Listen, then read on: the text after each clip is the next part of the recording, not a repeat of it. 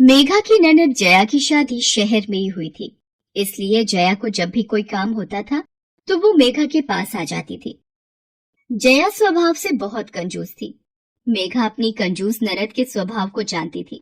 ऐसे ही एक दिन, मेघा, हवा ठंडी चल रही है, मौसम सुहावना है, पैदल ही बाजार तक चल लेते हैं, फालतू के रिक्शे के 30 रुपए लग जाएंगे। मैं तभी जया दीदी के साथ बाहर नहीं जाती हूँ। इतनी कंजूस है कि किसी को 1 रुपया भी देखकर राजी ना हो। पर क्या करूँ, एक ही शहर में इनकी शादी हुई है। आए दिन जब भी बाजार जाना हो या फिर कोई काम हो तो मुझे पकड़ लेती हैं, और माँ जी भी मुझे इनके साथ भेज देती हैं। देखा, पैदल चलते चलते बाजार पहुँच ही गए, रास्ता भी पता नहीं चला और 30 रुपए रिक्शा के भी बच गए। वैसे तो डॉक्टर भी कहते हैं टहलना सेहत के लिए अच्छा होता है। इसी बहाने हम लोगों का टहलना भी हो गया। इतनी दूर पैदल चला कर ले आई हैं गर्मी में, और कह रही हैं रास्ते का पता ही नहीं चला। पता नहीं इतना पैसा लेकर कहाँ जाएंगी। अरे, किस सोच में पड़ गई मेघा। चल, साड़ी की दुकान पर चलते हैं। भैया, साड़ी दिखाना जरा। कुछ देर बाद, बहन जी, पिछले आधे घंटे से मैं आपको साड़ियाँ दिखा रहा हूँ। है 50 साड़ी मैंने खोलकर आपके आगे रख दी है, आपने एक भी पसंद नहीं की है। मेरे और भी ग्राहक खड़े हैं, जल्दी कीजिए जो भी आपको लेनी है। अरे भैया, जब तक कोई पसंद नहीं आएगी कोई जबरदस्ती थोड़ी खरीद लूंगी। एक तो वैसे ही आप हर साड़ी पर 200-300 रुपए ऊपर ही बता रहे हैं। चल मेघा, हम कहीं और से ले लेंगे।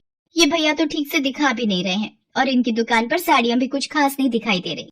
लेना बिना कुछ होता नहीं है, फालतू का समय बर्बाद करती हैं। पता नहीं कैसे कैसे ग्राहक आ जाते हैं। क्या कहा तुमने? चलो ना दीदी, हम कहीं और से देखते हैं। ये दुकानदार ही गलत था। ये जानता नहीं कि मैं कितने पैसे वाली हूँ, इसकी पूरी दुकान खरीद लूं। कोई मैं कंजूस थोड़ी हूँ जो इतना बोल गया। मैं भी तो बाजार खरीदारी करने के लिए ही निकली हूँ। कहाँ फंस गई मैं इन कंजूस के चक्कर में। मेरा आधा दिन खराब कर दिया है इन्होंने। बाजार ले आती हैं, कुछ खरीदना होता नहीं है, 10 दुकानों पर और घुमा घुमा कर मेरे पैर दर्द करवा दिए। भूख भी बहुत तेज लग रही है। सामने गोलगप्पे की दुकान दिखाई दे रही है। पूछने में क्या जाता है, वैसे खाएंगी तो ये है नहीं, साफ मना कर देंगी। मैं अकेले ही खा लूंगी या तो। जया दीदी, आओ ना, सामने गोलगप्पे वाले का ठेला है, चलकर गोलगप्पे खाते हैं।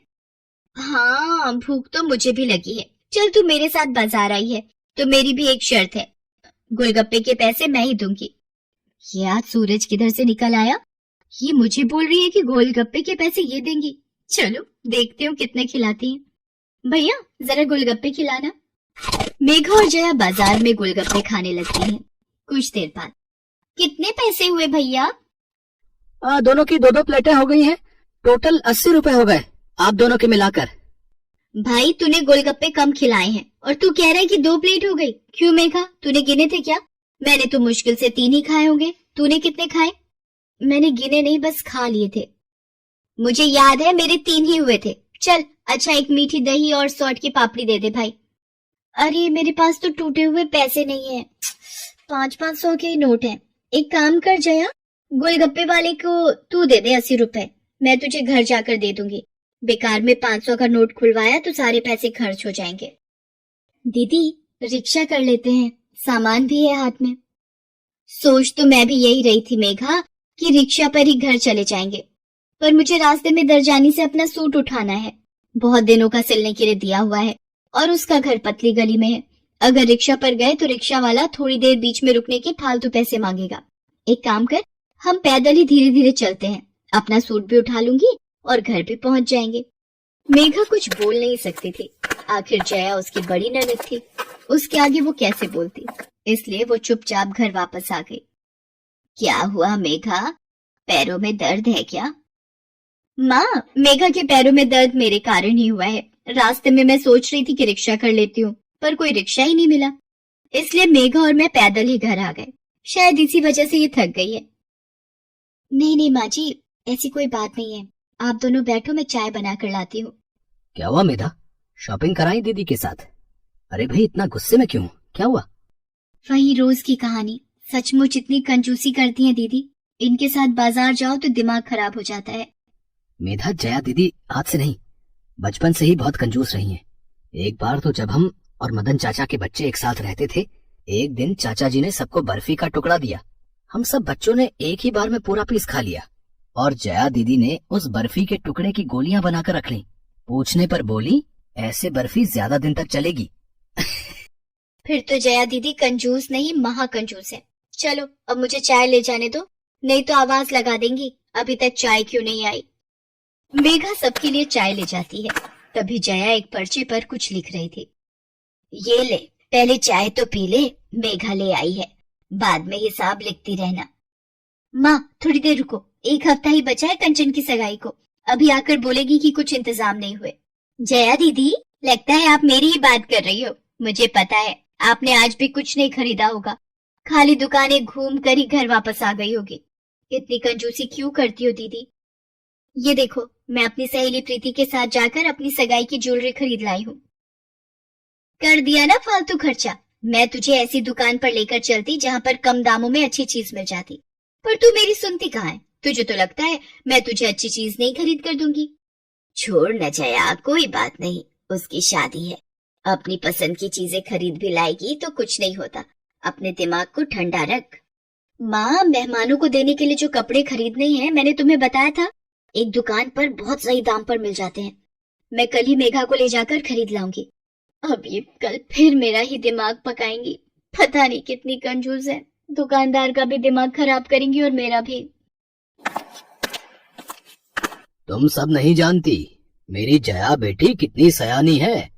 भले ही ये कंजूसी करती है पर आगे की भी सोचती है। मेधा बहू, मेरी चाय मेरे कमरे में ही भिजवा देना। क्या हुआ पापा, आप बाजार से आकर सीधा अपने कमरे में आ गए? किशोरी अंकल जी से कुछ बात हुई आपकी? उनकी बेटी की शादी के वक्त मैंने उनकी बहुत सहायता की थी, पर हर कोई हमारे जैसा नहीं होता बेटे। वही 100 बहाने कर दिए कि बेटी के बच्चा होने वाला है, उसके घर भी खर्चा हो जाएगा। देने लेने में तो लगभग मुझे ऐसा ही लग रहा है कि वो मदद नहीं कर पाएंगे। हमें खुद ही कंचन की शादी में जैसे तैसे खर्चा करना ही होगा। आप परेशान मत होइए, सब ठीक हो जाएगा।